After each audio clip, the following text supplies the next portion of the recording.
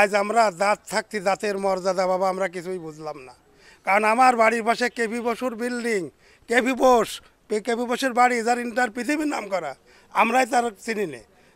বাংলাদেশে বরাবরই গুণীর কোনো কদর নেই, তেমনই এক ঘটনা আজকে আপনাদের বলবো। গণিতবিদ কেপি বসুর ঐতিহাসিক বাড়ি, যা সম্পূর্ণ ধ্বংসের পথে। দেয়াল ও ছাদে ধরেছে ফাটল, অধিকাংশ স্থানে খসে পড়েছে পলেস্তার, বেরিয়ে পড়েছে রড, ভেঙে গেছে জানালা দরজা, খসে পড়েছে দেয়ালের ইট। অ্যালজেব্রার জনক গণিতবিদ কালীপদ বসুর, সংক্ষেপে কেপি বসুর বাড়ির অবস্থা এমনই। আমি চাই যে এই বাড়িটা যাতে করে এমনভাবে সংস্কার করতে হবে যাতে করে এখানে লোকজন যাওয়া আসা করে বা একটা কিছু মানে তার নামটা থাকে, এরকম একটা পদক্ষেপ। ঝিনাইদহ সদর উপজেলার হরিশঙ্করপুর গ্রামে অবস্থিত গণিতবিদ কালীপদ বসুর ঐতিহাসিক বাড়িটি অযত্ন, অবহেলায় ধ্বংসের দ্বার প্রান্তে। অনেক অনেক জায়গার লোক আসে, তাতে যদি এখানে একটা পর্যটক কেন্দ্র বানানো যায়, বিভিন্ন জায়গার লোক আসে দেখে।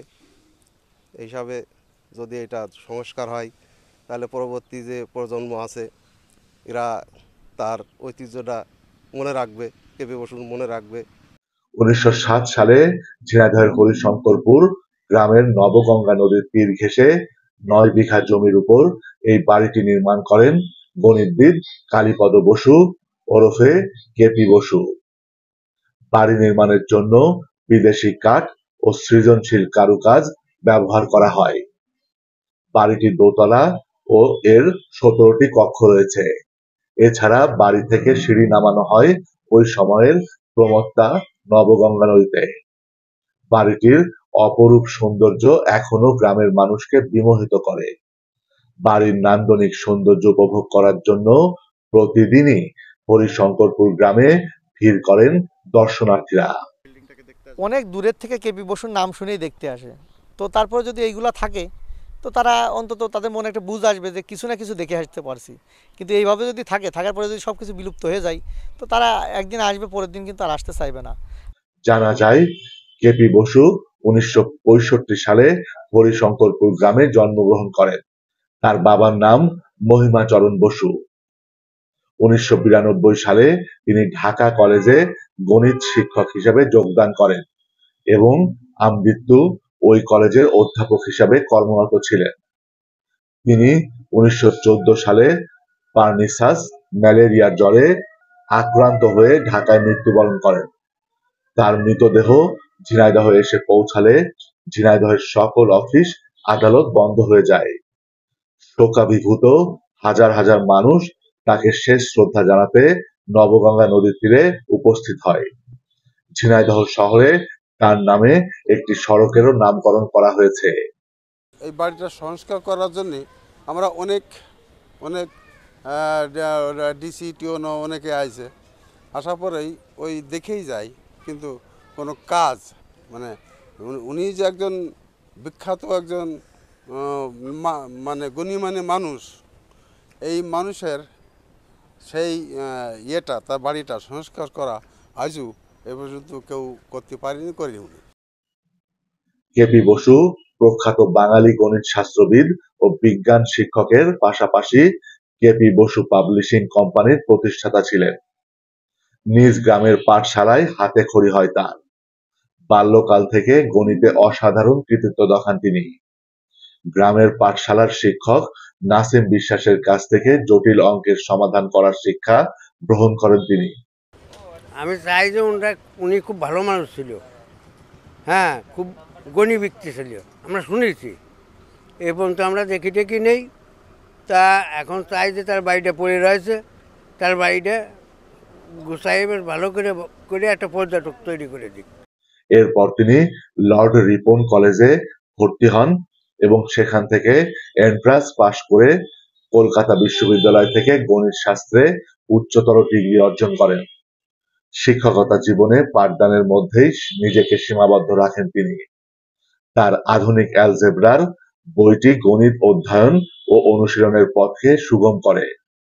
আমরা চাই যে এই কিফিবেশের নামে এই দালানটা যাতে খুব নামে অথবা সারা জীবনকার জন্য আমাদের একটা স্মৃতি হয়ে যাতে আমাদের সামনে থাকে। এছাড়া তিনি অসংখ্য নতুন অঙ্ক উদ্ভাবন করে এ শাস্ত্রের কলেবর বৃদ্ধি ও উৎকর্ষ সাধন করেছেন। অধ্যাপনার পাশাপাশি তিনি অ্যালজেব্রা ও জ্যামিতি শাস্ত্রের গবেষণা চালিয়ে গেছেন। তার ঐকান্তিক সাধনায় algebra made easy, modern geometry ও ইন্টারমিডিয়েট সলিড জিওমেট্রি প্রভৃতি গ্রন্থ রয়েছে। আমরা শুনেছি যে কেপি বোস বিরাট একটা নাম করার লোক বাংলাদেশের ভিতরে, সে পৃথিবীর বুকে একটা অ্যালজেব্রা এই করে গেছে। কিন্তু আজ আমরা দাঁত থাকতে দাঁতের মর্যাদা বাবা আমরা কিছুই বুঝলাম না। কারণ আমার বাড়ির পাশে কেপি বসুর বিল্ডিং, কেপি বোসের বাড়ি, যার ইন্টার পৃথিবীর নাম করা, আমরাই তার চিনি নে। যে আজ কেপি বসুর বিল্ডিং আজকে এরকম থাকার তো কথা না। আজকে সরকার নিয়ে যাইয়ে আজকে জাদুঘরই বানাক, আজ যাই বানাক, এটা বানানো উচিত, কারণ এর তো একটা পৃথিবীর বুকে নাম করা। বাড়িটি সংস্কার প্রয়োজন। তার স্মৃতি বিজড়িত এ বাড়িটি টিকিয়ে রাখতে এর কোনো বিকল্প নেই। এখন বাড়িটির যে পরিস্থিতি, পরিবেশ ধ্বংসাবশেষ, বিভিন্ন পর্যটকরা আসে কিন্তু তারা সুন্দরভাবে দেখতে পায় না। প্রশাসনিক দিক দিয়ে কোনো যদি সুন্দর ব্যবস্থা করা যেত তাহলে বাড়িটা একটু সুন্দর পরিবেশ পরিস্থিতি পেত। এটি অত্যন্ত গুরুত্বপূর্ণ স্থাপনা। এলাকাবাসীও দাবি করেন ব্রিটিশ আমলে নির্মিত বাড়িটি সংস্কার করে মানুষের দেখার জন্য উন্মুক্ত করে দেওয়া হোক। ইতিমধ্যে একটা প্রস্তাবনা এরকম আসছিল, যার সপক্ষে আমরা যুক্তিসহ প্রস্তাবটা পাঠাইছি। সেটা হচ্ছে তিনি বিশেষ ব্যক্তি, কোনো এলাকায় বিশেষ ব্যক্তি সম্পর্কে আগত প্রজন্মের ভিতরে একটা উৎসুক্য থাকে।